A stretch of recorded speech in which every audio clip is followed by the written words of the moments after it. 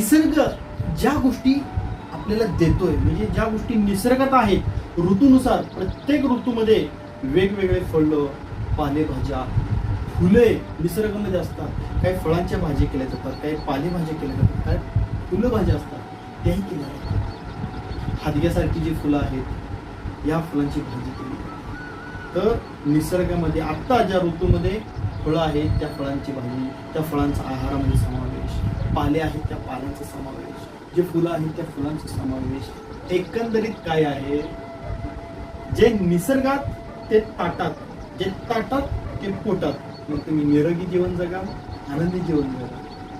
पण जे पदार्थ ऋतूमध्ये नाहीयेत किंवा जे पदार्थ वेगवेगळ्या अतिप्रमाणामध्ये प्रोसेस करून आपण खातो आणि आपल्या आहारामध्ये बदलच होत नाही, जे षडरस आहेत आणि ते वेगवेगळ्या ऋतूमध्ये निसर्ग आपल्याला देत असतो, ते जर आपण शरीराला देत नसेल, ते फक्त डोळ्याने पाहण्यासाठी नाही येत, ते तोंडाने खाऊन जिभेने त्या रसाचं ज्ञान घेऊन, अनुभव घेऊन शरीराला षडरसयुक्त आहार देण्याची गरज आहे. हे षडरस जर शरीराला दिले तर शरीर आपलं निरोगी राहतं, आनंदी राहतं. निसर्गात का दिलेल्या आहेत त्या गोष्टी, तर ते आपल्याला खाण्यासाठी दिलेल्या, आपल्यासाठी आहेत त्या गोष्टी, फक्त पाहण्यासाठी नाही.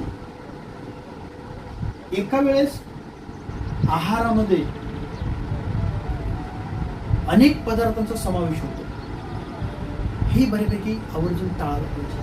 बऱ्यापैकी एका वेळेस अधिक पदार्थ, अधिक व्यंजने हे टाळा. जेवढं कमीत कमी आहारामध्ये पदार्थ आहेत तेवढं शरीर आपलं ते पचण्यासाठी जे एन्झाईम पाहिजे ते एन्झाईम निर्माण होतं. जर मिक्स आणि खूपच एकत्र वेगवेगळं बनवलं जात असेल, वेगवेगळे बनवलेले पदार्थ एकत्र घेतले जात असतील, तर ते पचण्यासाठी जे एन्झाईम पाहिजे ते एन्झाईम पूर्ण बनले जात नाहीत, ज्यामुळे अपचन, अजीर्ण, अपचन हे वेगवेगळे रोग आजार निर्माण होतात. हे मोठमोठ्या आजारांना जन्म घालतात. आजाराचं मूळ स्थान एक आहे पोट आणि दुसरं आहे मन. अयोग्य आहार पोटामध्ये गेल्यानंतर आजार होतात आणि अयोग्य विचार हे मनामध्ये आल्यानंतर आजार होतात. जोपर्यंत आहारात बदल होतोय तो विहारात हे बदल व्हायला पाहिजे. हे बदलल्यानंतर शरीर पूर्णपणे निरोगी राहतं, आनंदी राहतं. बऱ्यापैकी जे पदार्थ दुधापासून बनवलेले आहेत, तर वेगवेगळे 2 ते 3 दुधाचे पदार्थ एकत्र घेऊ नये. दह्यापासून बनवलेले पदार्थ आहे, दुधापासून बनवलेले पदार्थ एकत्र करू नये. एक ताकापासून बनवलेला पदार्थ आहे तो एकत्र करू नये. हे